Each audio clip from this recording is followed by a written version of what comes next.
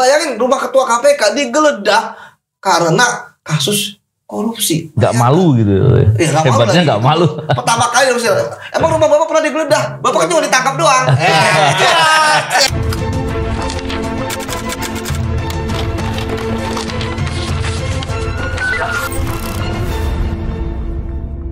Bismillahirrahmanirrahim. Assalamualaikum warahmatullahi wabarakatuh. Salam integritas. Alhamdulillah kembali berbincang di podcast ini. Kali ini kita mau bicara terkait dengan kasus di KPK yang nggak beres-beres. Kali ini dengan Pak BW. Apa kabar Pak BW? Dan Yudi Purnomo Harhab. Merdeka. Yudi bilang merdeka, tapi Firly masih sakti itu. Dipanggil dia nggak datang. Iya, Bang. Minggu lalu. Hari ini kemarin dipanggil nggak datang lagi. Jadi saya juga bingung nih, kasusnya separah itu, seterang itu, meras pula pimpinan KPK. Mestinya diapain ini, Yud? Jadi gini, Bang. Pengalaman saya sebagai penyidik ya. Sebenarnya orang itu ya ketika dipanggil aparat, ya dia pasti akan datang kalau normal. Oh, ya berarti kan? ini abnormal ya? Artinya ketika dapat surat panggilan, ya kan, wah dia membaca bisa nggak tidur, Bang, ya kan, makan nggak enak, ya. minum ada kayak sirup manis terasa hambar, ya kan, pusing kepala sehingga minum obat kepala terus gitu, itu nggak bisa tidur, itu beneran terjadi gitu kan. Nah sampai dia diperiksa, bahkan dulu itu pernah banyak orang ya yang ketika diperiksa, Mas Yudi atau Pak Yudi, kalau bisa besok aja deh, nggak usah nunggu 3 hari lagi, gitu, supaya tuntas. Itu kalau normal, Yo. Oke, Bang. Ini minggu lalu dia berangkat ke Aceh, malah tumpengan makan-makan. Duren lagi, Bang. Duren pula. Ulang tahun katanya. Gimana itu? Jadi saya kok nggak habis pikir ya. Ada orang yang kemudian diduga kuat berbuat tidak pidana korupsi, dipanggil dia berani nggak datang, terus berkali-kali berani muter-muter, terus kemudian mengumumkan ini pula tersangka perkara korupsi. Gimana tuh Pak BW? Ini orang sebenarnya pertanyaan dulu nih, belum punya.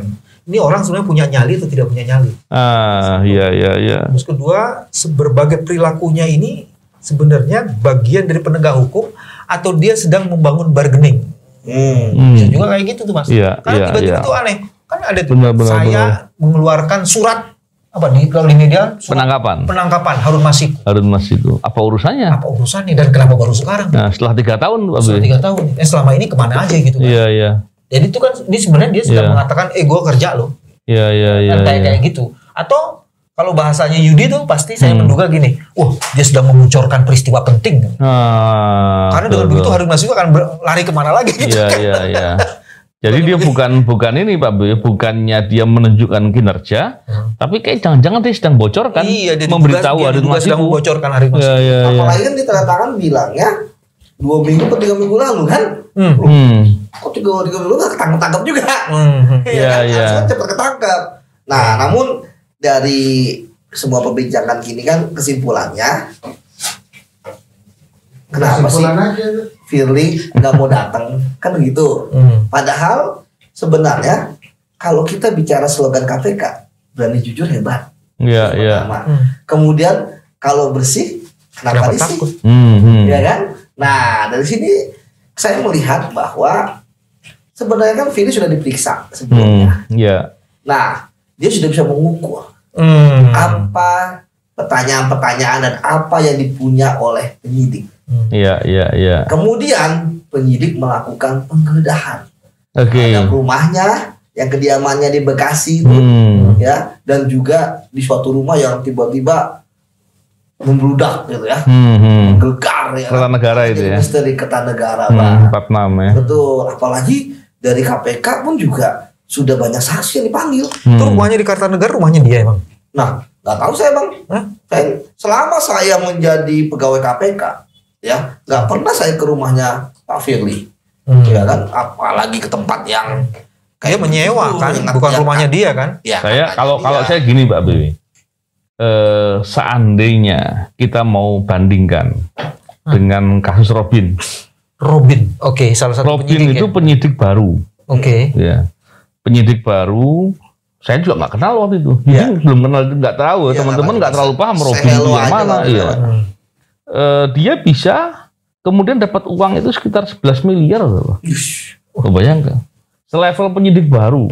Dia kemudian ternyata masih bisa main perkara di KPK. Untung ketahuan sama kita itu ya. Betul Bang, waktu kita ajukan untuk segera diproses 11 miliar. Kalau ketua KPK dan mantan deputi pula. Deputi penindakan. Saya kok ketika menduga bahwa ada kaitan dengan penerimaan uang. Apalagi ketika deputi penindakan kan lebih dari 30 kasus tuh yang kita laporkan waktu itu. Itu kalau dinilai dengan uang besar. Jadi kalau saya yakin Kertanegara punyanya Firly, Pak. Saya keras punyanya Firly. Saya yakin punya dia itu. Tapi kalau saya malah khawatir jangan-jangan masih banyak lagi yang lain. Tapi kenapa Yudi takut-takut nyebutnya? Kenapa Pak? Yudi kan intelijen Pak BW. Takut nyebutnya. Karena kita ini Pak, apa yang tampak di permukaan belum tentu benar. Apa yang tidak tampak itu benar. Nah, itulah yang sekarang menarik kita adalah Dewas, ya, kemudian juga penyidik Polda, ya, dua-duanya oleh Firly dimangkirkan. Emang gitu. Dewas masih ada, Yud? Kalau secara strukturnya masih ada sih undang-undang. Nah, sekarang kita lihat nih, ya kan, episode berikutnya. Saya pikir apa yang ditampilkan oleh Firly ini kan sebenarnya oke lah, secara pribadi ya orang-orang kayak gini kan sebenarnya banyak lah, pengalaman kita sudah biasa dalam penanganan kayak gini. Tapi kan permasalahannya adalah ketua KPK. Dia akan menjadi beban bagi KPK. Betul. Ya, sehingga ketika jadi beban jadi KPK, tentu kepercayaan publik kepada KPK akan semakin menurun. Gitu. Apalagi ditunjukkan secara terbuka di publik. Ya kan? Mangkir main bulu tangkis, mangkir makan duren, ya kan? Dan melakukan, masih sempat tuh melakukan teror dan intimidasi kepada orang yang bertanya di media itu. Informasi di publik. Itu ada pengawalnya ya. Medianya diintimidasi malah. Media martawannya diintimidasi. Iya, saya juga dengar gitu. Tuh maksudnya apa sih yang dilakukan gitu kan? Ini untuk menunjukkan apa? Kalau misalnya bahwa ingin menunjukkan bahwa orang kuat, ya ketua KPK memang orang kuat gitu kan, tapi dalam memberantas korupsi dan kalau di jalan yang benar. Saya khawatirnya gini, Yud. Firly ini kan pernah jadi deputi. Ya. Terus menjadi pimpinan KPK ini kan sudah hampir 4 tahun kan. Ya. Pasti informasi yang dia punya terlalu banyak nih. Dia bisa pakai untuk bergening nakut-nakuti, untuk bergening segala macam terkait dengan proses perkaranya yang bersangkutan ini. Bukankah itu sudah terkonfirmasi, Mas? Dia pernah diduga ketemu Menko terus macam-macam gitu. Itulah ini yang saya khawatirkan kemudian menjadi perkara ini berlarut-larut. Itulah Bang yang perlu kita sampaikan ke publik dalam podcast kali ini adalah jangan takut dengan apa yang disampaikan gitu kan. Karena semua butuh pembuktian. Ya kalau hanya tuduhan, sangkaan, nggak usah takut. Jangan takut dipegang. Saya pikir ya penyidik KPK kan profesional. Jadi nggak bisa kita main bergening bahwa ini nggak ditangani, itu nggak ditangani gitu kan.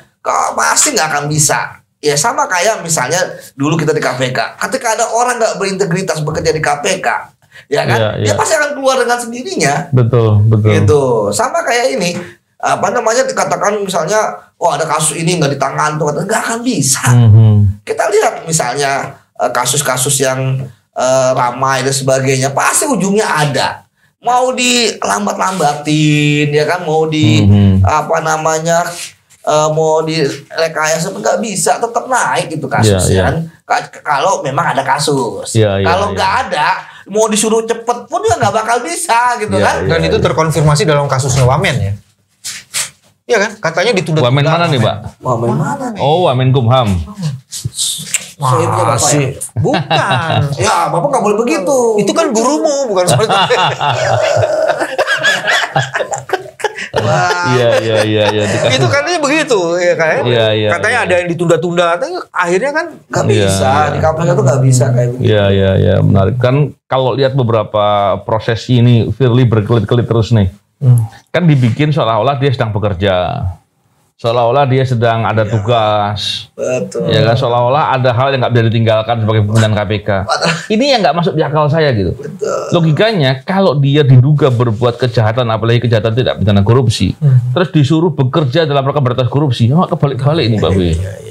Logikanya itu kan susah dipahami tuh. Dan kita tahu lah Bang, kalau tugas-tugas gitu kan bisa diwakilkan, ya kan. Kemudian juga nggak butuh juga kehadiran ketua KPK langsung. Kita tahu ya bahwa kehadiran ketua KPK paling penting ya itu adalah misalnya diekspos. Kasusnya itu di gedung KPK. Nggak bisa diwakilkan. Ingat saya surat ya. Dulu surat ke Pak BW aja undangan saya wakilin. Ya kan? Ada lagi yang nggak bisa diwakilin. Betul. Dia harus lakukan sendiri. Kalau ke toilet dia nggak bisa diwakilin. Ada. Toilet tuh wakilin gimana? Bisa juga Pak. Bukan pintunya. Tetap dia yang pelaksana tugas.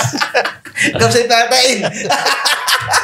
Jadi kalau saya lihat kayaknya upayanya ngindar-ngindar ini. Iya betul. Saya khawatir kemudian kalau hari ini dipanggil dia nggak datang. Terus kemudian polanya dengan cara memanggil-manggil lagi.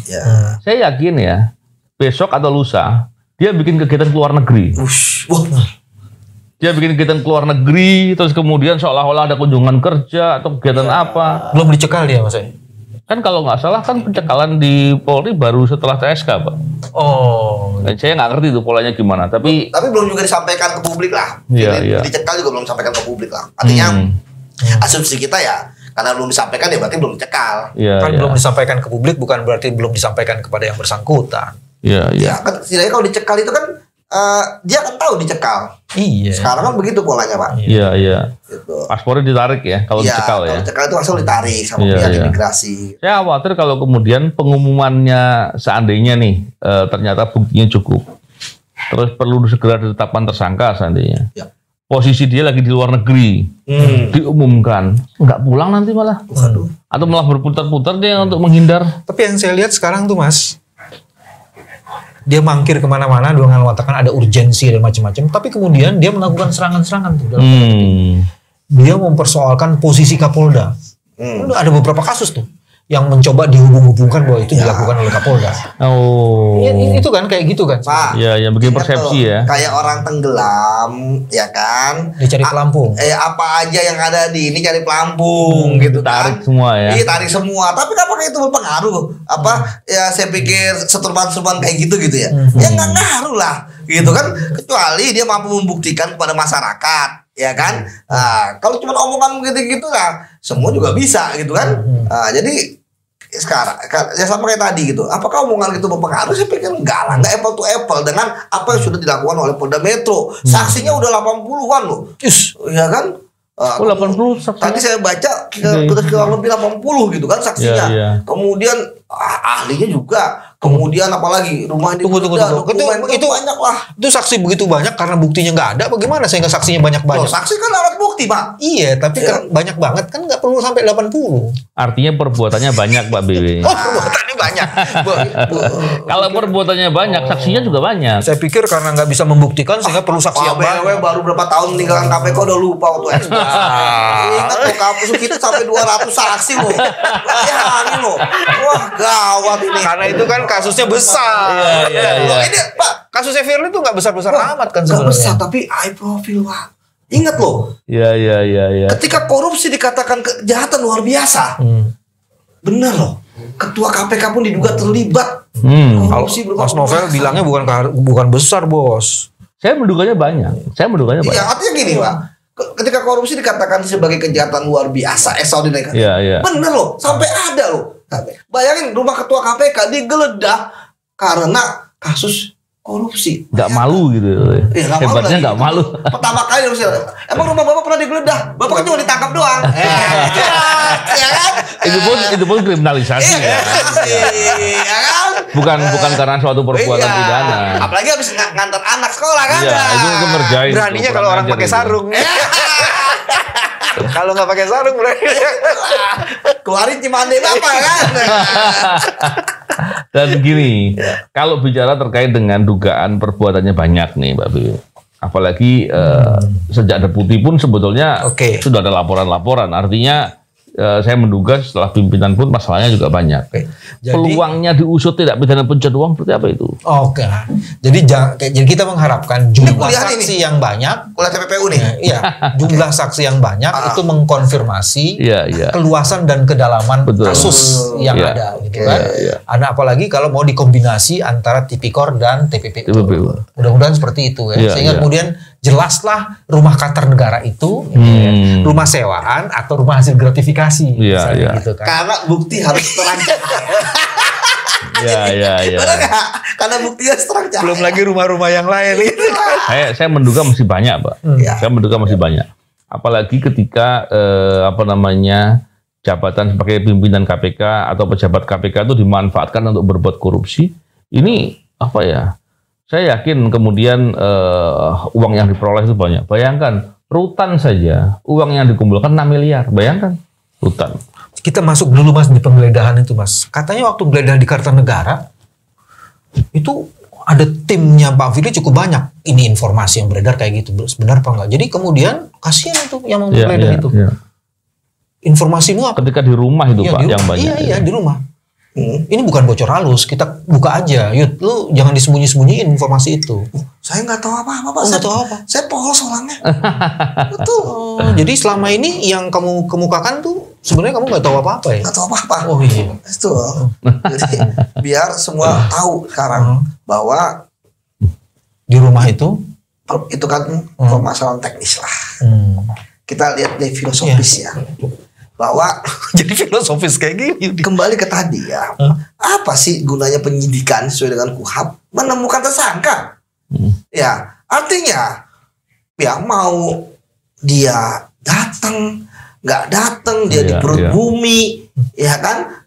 Atau di hutan rimba, ya kan? Kalau memang ya sudah alat buktinya sudah cukup, ya tetapin tersangka, gitu kan? Tanpa perlu, ya. Dia hadir gitu kan, karena tadi saya paham sebenarnya bahwa nggak ingin ada suatu kegaduhan ketika ketua KPK ditangkap kan, karena memang ini ketua gitu ya, ketika ditangkap gitu kan tentu ini akan ramai gitu ya, apalagi di masa nggak usah ditangkap dulu tuh, jadiin tersangka dulu. Nah itu maksud saya kan, artinya kan sebenarnya bisa Pak. Lu belum tahu ada lagunya kan? Siapa yang akan ditangkap? Ada lagunya. Tampilin nih lagu itu ya. Siapa yang mau ditangkap? Siapa sih yang akan ditangkap? Firly. Bercanda lu. Siapa sih yang akan ditangkap? Firly. Itu pencemaran nama baik tuh. Ditangkapnya sih kapan? Jumat. Memang begini, betul juga yang disampaikan tadi. Kalau perkara ini terlalu berlarut-larut, nggak segera. Yang pertama, peluang alat buktinya dihilangkan itu besar.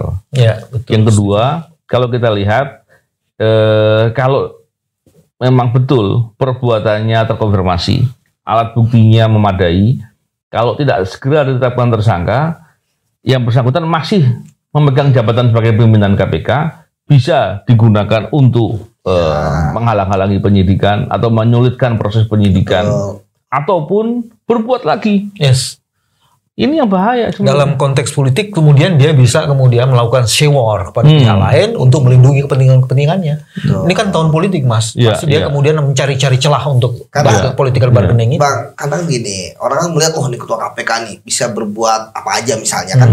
Sebenarnya publik juga perlu tahu bahwa gak semudah itu kok tersangkain orang, gak semudah itu pimpinan KPK nunjuk itu tersangkain ya, itu usut ya, nggak bisa. Artinya nggak perlu takut ya, nggak perlu takut Bang. Ya penyidik KPK pun saya pikir clear lah, kita tahu lah teman-teman kita lah, nggak akan mau mereka merekayasa, ya kan, nggak mau mereka untuk mencari hal-hal yang nggak ada diada-adakan gitu kan. Kasusnya Robin gimana nih? Robin itu justru nggak nangani kasus dia. Iya. Jadi dia bocorkan informasi saja, Pak. Tapi nggak bisa maksakan sesuatu. Nggak bisa maksakan sesuatu.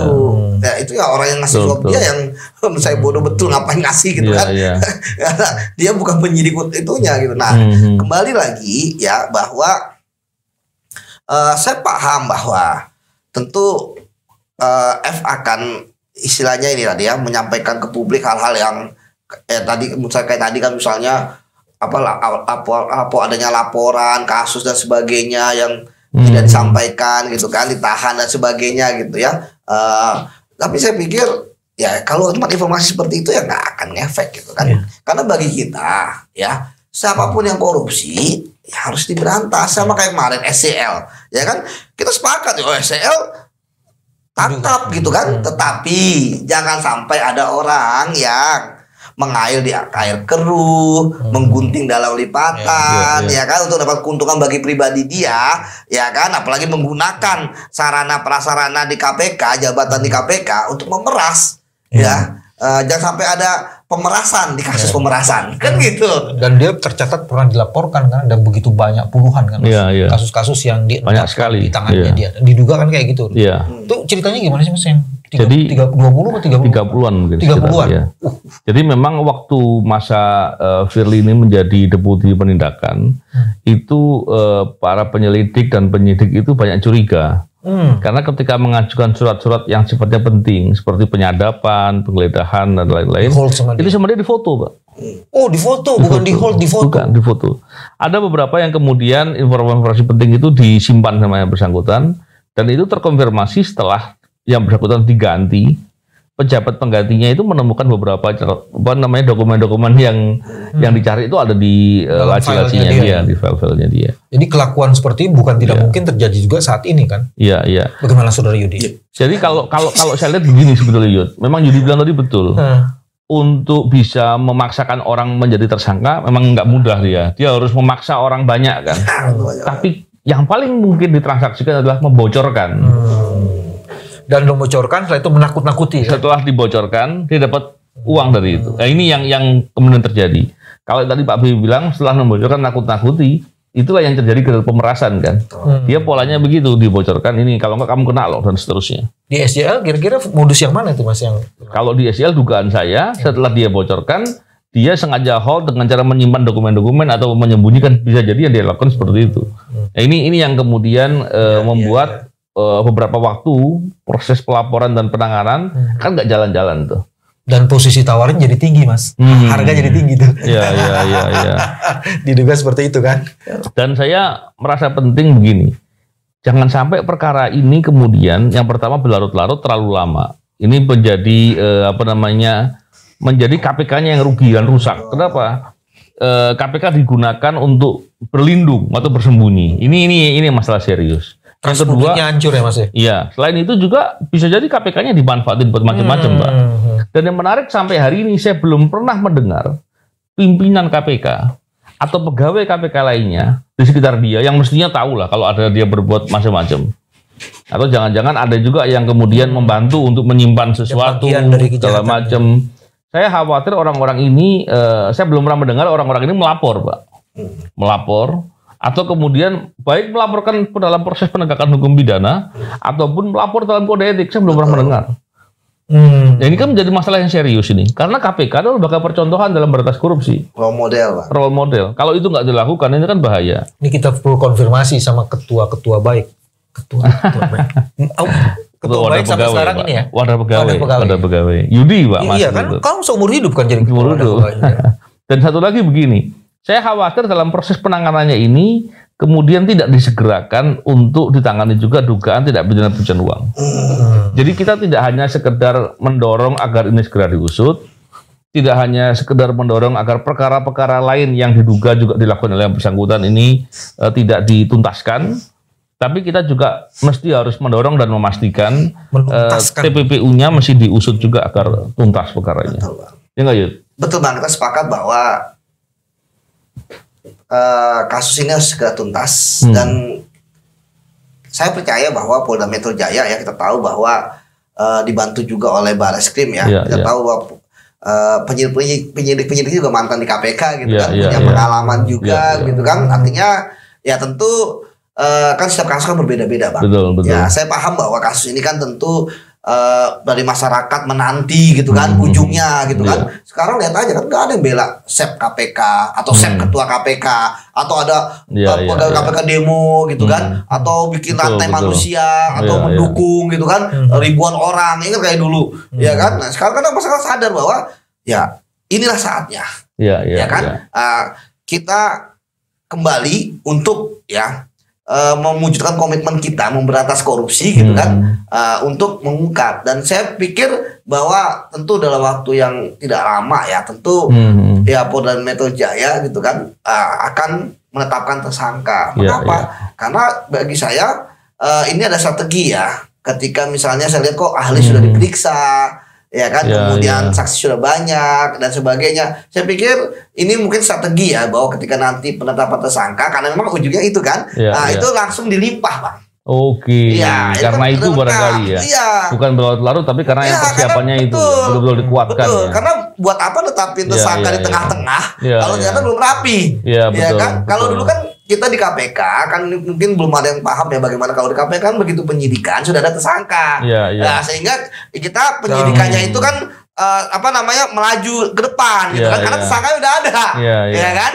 Nah, kalau ini kan kegiatan penyidikan dulu baru tersangka. Nah, jadi seperti itu Bang, dugaan saya ya berdasarkan pengalaman itu bukan strategi. Jadi ketika pun biasa gini, ketika kasus korupsi kan tentu ada penahanan ya, itu sebuah hal yang wajar lah ya.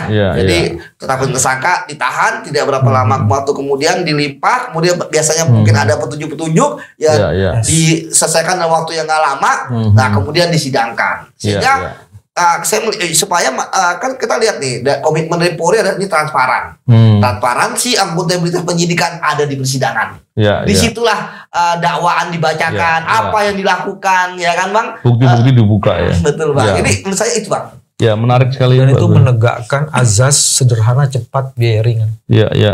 Dan dari penjelasan ini, saya kira kita masih mestinya berpikir positif ya.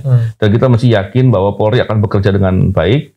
Maka kita tunggu nih. Saya kira dalam waktu yang nggak lama lagi cerita Yudi. Berpikir positif dan mengapil polisian untuk segera menindaklanjuti ini. Oke, terima kasih. Ini menarik. Saya kira dari cerita Yudi ini berarti nggak lama lagi. Terima kasih. Jadi informasinya masih bisa dipercaya lah. Sangat dipercaya. Agak atau sangat Mas? Sangat dipercaya. Agak sangat dipercaya. Agak sangat dipercaya. Ini dulu waktu SD pasti ada jodohkan lah ya kan. Tahuan tahun berapa Pak. Jangan dulu masih si pemaru Pak. Baik, terima kasih.